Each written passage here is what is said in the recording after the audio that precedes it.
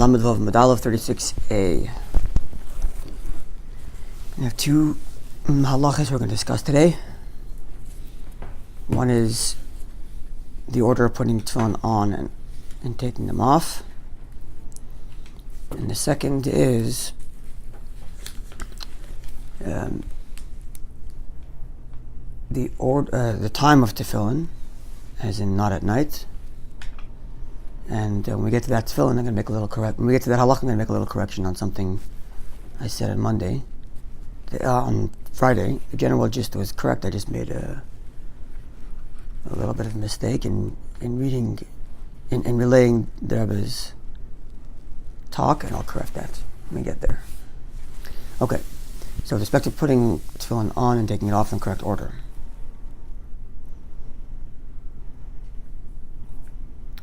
The last word on the line, and the word is Tana. The first word is Biyada, is little Gimel, and it says Tana.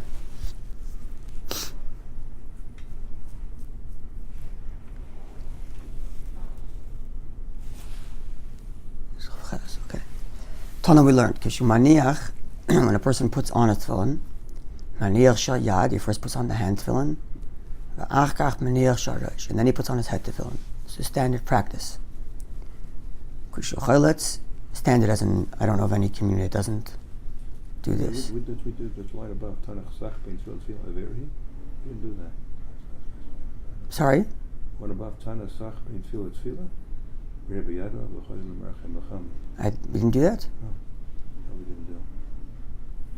That's from the idea of going to the war. I thought I mentioned that in terms of, okay. I thought we did that. Okay, so let's back up 2 lines. Tana, we learned in connection to the continuation of previous discussion about someone who talks between one tefillin and the other and making the second bracha or a third bracha. The Gemara mentioned Sach ben tefillah. Tefillah, one spoke between one tefillin and the other, between Shayad and Sharesh, Avei B'yadai. It's a sin. In other words, the Gemara just finished saying that if you spoke in the middle, you have a solution in making another bracha.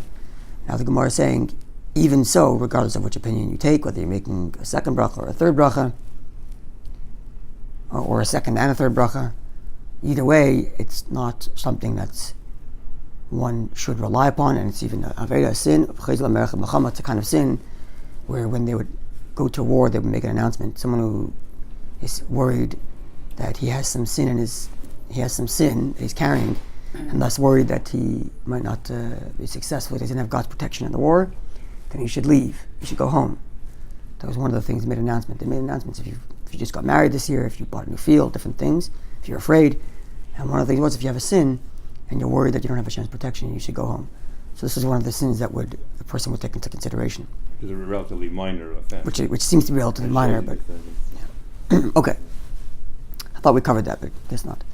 Tana we learned, when he puts on tefillin, maniach shayad, he puts on his hand tefillin, achkach maniach sharesh, he puts on his head tefillin afterwards. Everybody agrees with this. When he takes his tefillin off, means all streams of Judaism will do this. Hand tefillin on first, and then the head tefillin.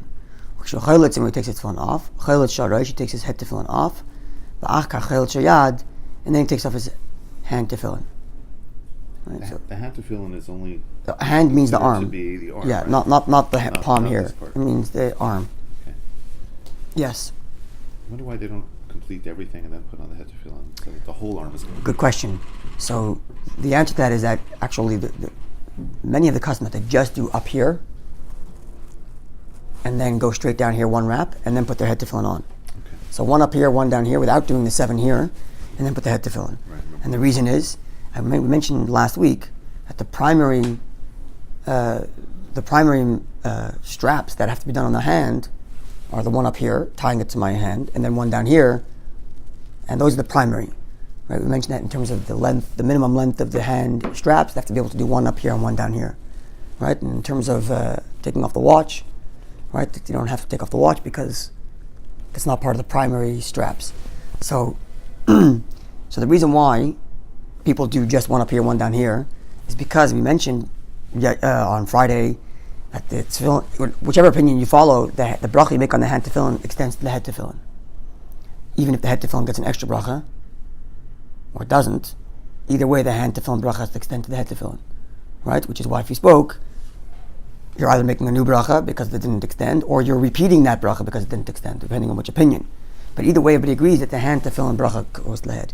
And therefore, they want to make this minimum interruption between the hand and the head tefillin. And therefore, they'll do the minimum amount of straps to fulfill the obligation of the hand tefillin and then put the head tefillin on. So many will put on just one strap here, and then put the hand tefillin on, and then do the other 7 wraps. In Chabad, we don't do that. The Alter writes in the Shulchan Aruch that the Arizal writes that the 7 straps are also me'ikar mitzvah.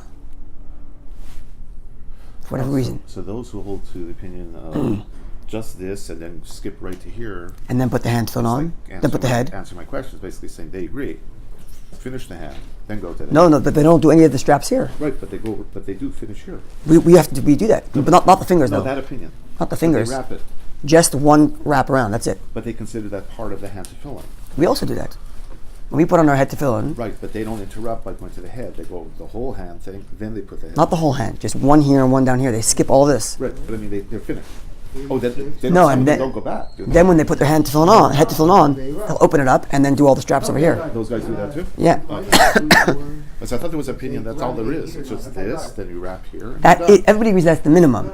Yeah. So, but your customs, which are to do the 7 here, which everybody has that custom, whether it's 7 or it's 8 or whatever the customs are, they'll do that only after they fulfill the minimum obligation, which is one here, and then the head. And then they'll go do their customs of the 7. Whereas we do the custom of 7 even before we put on the head tefillin, because our Arizal writes it's me'ikar mitzvah for whatever reason. What is Meeker? Me'ikar means from the primary. Oh, primary. Oh. From the primary, the me- ikar. the Meha man- ikar, from the okay. primary. Sorry, I missed it. Okay. Yeah, is that clear? I'm confused with that man. Was that kind of clear? Excuse me. Right, the bracha on the hand tefillin extends to the head, which means you want to make the minimum interruption between I had an error. your hand tefillin and your head tefillin. So anything that's not absolutely required for your hand tefillin, don't do until after you've done your head tefillin. So what's the minimum on my hand? The very minimum. So everybody agrees the basic minimum is 1 strap around the arm and 1 around the hand. Forget all these down here. Forget the finger. Just 1 here and 1 here. Meaning that one. Just a 1 wrap around here and 1 around the wrist and 1 around the bicep. That's it. So many will make 1 around the bicep, 1 around the hand, put on their head tefillin. Once their head tefillin's on, then they'll go back and do the other straps around here, which is their custom, because they've already fulfilled the basic obligation with the minimum interruption. The Arizal writes that the 7 straps here are me'ikar, are still also from the primary of the mitzvah, and therefore our Chabad custom is we do all the straps on the arm, around the hand, not the finger, because it's not the primary, head, and then go back to do the finger. Right? It's all connected to these halachas here. Clear? So that's doing the one you mean. If it's all the 2 are connected to the one, you get 2 mitzvahs. The head and the hand. It's 2 mitzvahs. The arm and excuse me. There are 2 mitzvahs. 2 mitzvahs. That's clear. There are 2 Yeah, mitzvahs. but it's one. You're treating it as one though. No. We're trying to bring them as close as possible so that the bracha on my hand tefillin extends to the head tefillin. Okay, sorry. That's it. But there are 2 separate mitzvahs. It's only a question of the bracha. Okay. Oh, okay. Sorry. So now we're getting to this new halacha, which is that the hand tefillin are to be put on first, then the head tefillin, and then when they take them off, head tefillin first, and then hand tefillin. So hand is first, and first to go on, last to come off, and then the head in between. Okay. Clear? We clear? No. Okay. So now the Gemara is like this: Bishlema, all is well, in terms of what we understand. Kishumaniach, when he puts on his tefillin, we're being told that it's required. Maniach shal, you put on the hand tefillin first. Ba'achak maniach shal, and then you put on your head tefillin. In that order. Why do I know that? Because the verse reads, you shall bind it on your hand. V'hadar, and only afterwards, should be a sign between your eyes. That is to say, the verse explicitly states that the order is first hand and then head. Now this statement, that we're relying on the verse which says that the hand tefillin goes on first and then the head tefillin. The Alter Rebbe quotes here from the Lavush in Siman Chaf Hey, Sif Yud Beis, for those who want to know, 25:12 says from the Lavush. Yeah, it's from the Lavush and the Taz. That because we're relying on a verse, it's actually biblical. It's a biblical injunction that the hand tefillin go on first. Even though, as I mentioned before, there are 2 separate mitzvahs, and therefore, if one, God forbid, didn't have an arm, he still puts on the head tefillin. But nonetheless, when putting on both, it's a biblical injunction that the hand go on first. Why is it important? What's the difference if it's a biblical injunction and a rabbinic injunction? So, 1 second. It comes in the following scenario. There's a halacha, ein mavir nala mitzvahs, which means one should not pass over a mitzvah. Which is why, in your talis bag, you should organize your talis bag as follows, where your talis is in front of your tefillin. Why? Because our custom is to put on talis before tefillin. The Alter Rebbe has a whole discussion about which one goes away.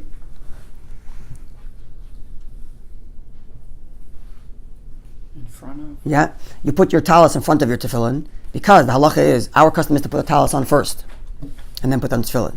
Now, if your tefillin were in front and your hand met the tefillin first and you passed over your tefillin to get your talis, you'd be transgressing, you'd be violating a rule which is ein mavir nala mitzvahs, which is you don't pass over a mitzvah when it comes to your hand.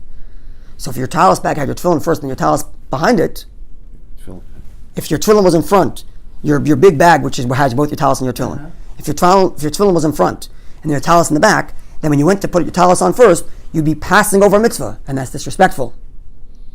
You clear? And therefore you should organize your bag that your talis is in front, closer to the opening, and tefillin behind. That the first mitzvah you meet is your talis. And that way you're always putting it on first. And you're meeting it first. And you're never transgressing, passing over a mitzvah. We clear on this? Is there another application if you don't have one of these big bags, if you just have a small pouch where you keep... As long as your hand will meet your talis before your tefillin. If your hand meets your tefillin before your talis, you have to put the tefillin on first. So it seems. So that's Like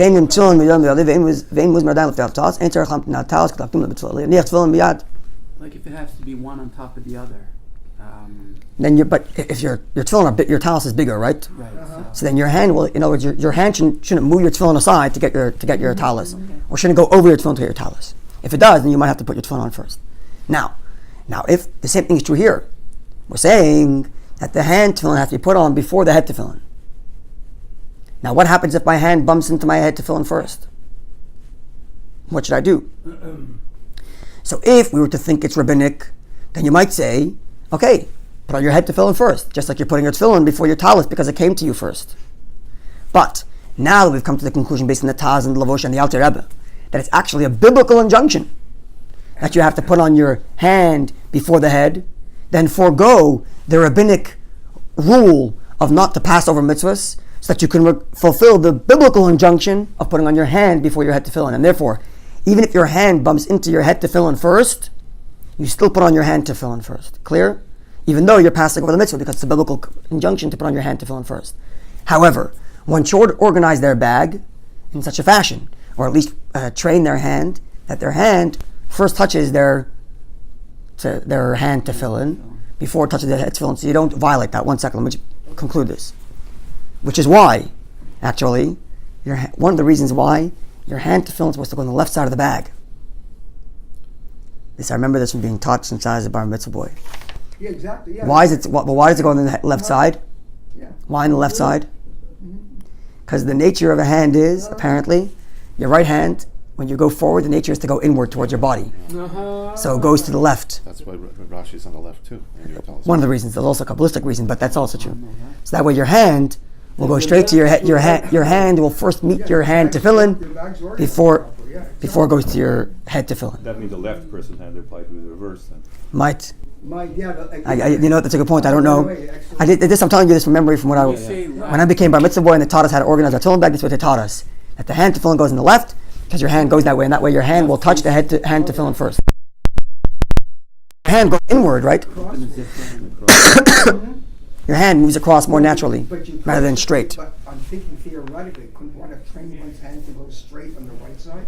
You could. I'm saying I was taught, I do the same thing. I understand. At any rate, the point being, all this to say, that your hand tefillin goes on first before your head tefillin. It's a biblical injunction, and therefore, at least according to these opinions, and therefore, even if you touched your head tefillin first, you still skip it and go to your hand tefillin. Unlike Talis first tefillin. Talis is supposed to go on first, but it's not biblical that it goes on first, and therefore, if you touch your tefillin first, put your tefillin on first. Secondly, which either way, in the first instance, organize your bag that your hand touches the talis first, because that's what you're supposed to put on first. Number two, organize your tefillin bag that your hand, or train your hand in some fashion, that it should take your hand tefillin out first, so you don't have to bypass the head tefillin. Especially considering the fact that the head tefillin are actually a higher kedusha. And you'll really have to pass over a higher kedusha because of this commandment. I'm Yeah. bothered by something. I want to make sure get a point in this bag. Is this just being too machmer that you should? It's bothering me. Should I be if I'm putting a talis on top of the tefillin, am I disrespecting the tefillin? Or should you I don't think so. Number one, I don't think so. But you can. It said even like Robert asked, you can put it under as long as it's organized in such a fashion that your hand will take your talis first. That's all. Your talis is bigger than your tefillin, right? So if your tefillin's on top, you would still be meeting your talis first. Train your. See, that's where you get to your train your. Right. In other words, organize whatever it is, and your hand in such a fashion that it always takes your talis first. You never have to push your tefillin aside to get your talis. Yeah. Yeah. Why does accidental touching of, let's say, the wrong tefillin, why does that take precedence over intention? Because the reality is you'll have to push away your tefillin. Even if you didn't mean to, you still have to do it. If you plan on putting your talis on first, you'll have to just move it aside, and that's not respectful. You can't pass over a mitzvah, Once you come in contact with the mitzvah, you have to engage in it. Even though it's unintentional, but once it's done, You have to engage in it. Okay. Generally, I had no intention of putting my head tefillin on at first. I just happened to. I wasn't paying attention to my hand. Okay, so in that instance already anyway, biblically you have to pass it over anyway. You have to put on your Because hand. biblically, we're saying that the Alter Rebbe said biblically the hand tefillin has to go on first, based on the Taz and the Lavush. And therefore, even if you hit your head tefillin first, you still have to put your hand tefillin on first. But it's still better that your hand only gets to your head. It does happen to me also. Just point that happens for whatever reason. Or some people take out both tefillin and then put them on, which is also fine. You're taking them both out at once, I guess. Either way. The message every day is not only tefillin, everything. But tefillin is very important. Yeah. Minimizing. Okay, all this to say. Organized it's every day. We got to be focused. It's so Every easy to detail. lose focus, by the way. You said sometimes it doesn't matter. Everything does matter. Yeah. Let me take it the next step. We make too many accidents. Okay, I'm talking me. We have to focus more. Yeah. Okay. Well, let's get that. We're finished here. Let's conclude the Gemara here. it's this ADT. All right. So, I know. I understand. so all of this I just told you is part of. Who's the commenter here?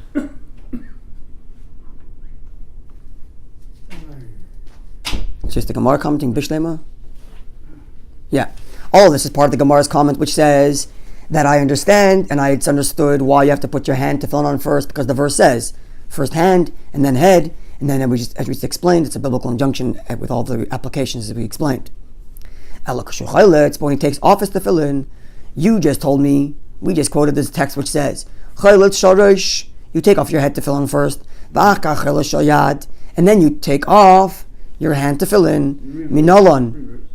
Minalon, where do you know this from? The Gemara asks. There's no implication from the verse that says what order your tefillin should come off. It only says about putting them on. So Amar Rabba,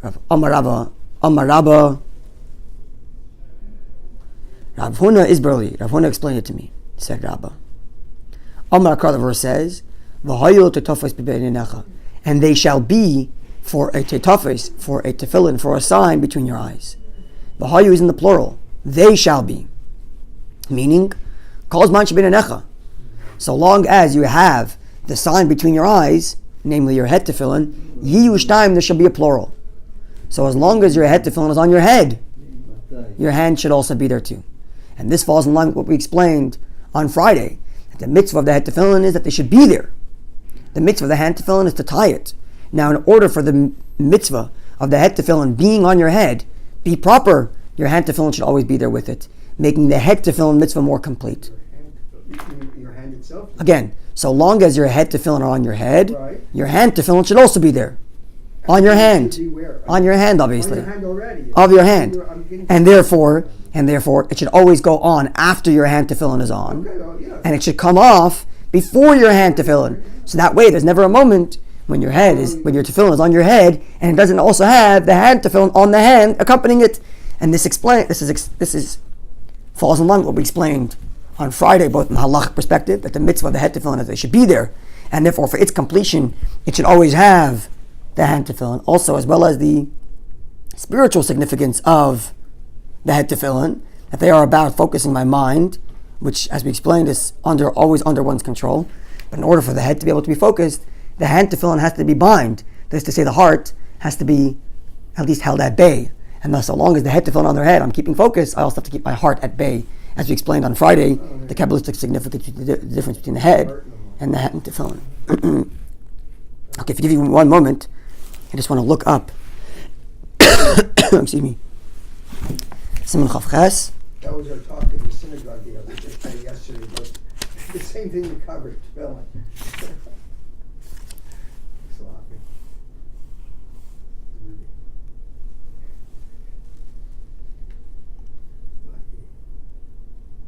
Okay, I don't know what the story is over here. What if he accidentally started taking off his hand to film before his head? Is it to put it on? I don't know about that. Like if he touched it first, is there an issue of mavirin? I don't think so, because there is no mitzvah he's doing. On the contrary, taking it off. That's what I want to see here. But I'm going to leave it quietly. At any rate, I also want to say another thing, which the Gemara doesn't mention, but there's all kinds of discussion, mostly related to Kabbalah, about when you should be sitting and when you should be standing. Mm-hmm. Sitting when you're putting on your hand tefillin, standing when you put on your head tefillin, taking off. You're Yeah. supposed to sit when you're putting on your head? There are those who have that custom. Some. Al pi Kabbalah. Some. Yeah. Ashkenazim I just finished saying there are lots of customs. Oh, okay. I just finished saying that. Where did it mention it? So that's just. Where's it come So I said the Gemara did not mention it, which is why it doesn't come up, which is why I'm bringing it up now. Since we're talking about putting it on and taking it off, I'm mentioning it out. Oh, okay. So you should know there are multiple different customs about how you should be sitting and standing. There are those who can take off their head tefillin only with their left hand, because that's the weaker hand, to show that they don't want to take off their head tefillin. And there's people who sit when they put on the hand tefillin and stand when they put on the head tefillin. And people who sit when they put on the tefillin completely. People who stand when they take it off, sit when they take it off. All kinds of customs. Okay. The Chabad custom is, even though Chabad usually follows Kabbalah, and like the Sephardim who actually sit when they put on their hand tefillin, they stand up for the head tefillin. At least that's the common practice I've seen most with many Sephardim. Hand and then stand up for the head. Yeah. It's a Kabbalistic thing, but nonetheless, the Chabad custom is, for whatever reason, that we stand throughout putting them on and taking them off. That's the Chabad custom in the end. At any rate, we didn't have time to get to the second halacha, which is the correction I want to make from Friday. 1 second, but I'll just make the correction and then we'll get to halacha tomorrow. I mentioned that we talked about how the primary mitzvah is the head tefillin is that they should be on your head, not the putting on, but that they should be there. Whereas the hand tefillin mitzvah is that you should tie it the first second when you tie it. Right? We explained that at length on Friday. And I mentioned the difference is that if you had your tefillin on at night and it came in the morning, you have to take off your hand tefillin and put them back on. That's not actually fully accurate. As we're going to learn tomorrow, you're not allowed to put your tefillin on at night. We'll talk a little bit about that. There are times when you're allowed to put on tefillin at night if you're worried about it being stolen or something like that, or to try to protect it. But there is a loophole, which we'll talk about again tomorrow, where if someone is traveling, wakes up early in the morning before dawn, he's traveling, so he wants to put on his tefillin so that he doesn't get ruined from travel, or that he doesn't have to stop in the middle of his travel to put them on. But he's putting them on before it's the time to put it on, because before the morning. So when it comes in the morning, what is she to do? So the halacha is yemashmesh. He should move his tefillin around as a way of, I'm putting on my tefillin now. Now, here's what the Rebbe says, that because the moment it comes night, becomes day, when he's actually obligated to put them on. So you can make the bracha. That's right, so you make the bracha. So the Rebbe explains there that this only applies to the hand tefillin, because the hand tefillin, the mitzvah is to put them on, and that's when you do the movements. But the head tefillin, where the mitzvah is that they should be on your head, you don't have to move it around. As soon as the day comes and it's on your head, you fulfill the obligation. So I just want to make that small correction, but more on that coming, God willing, tomorrow. All right, have a wonderful day, everybody.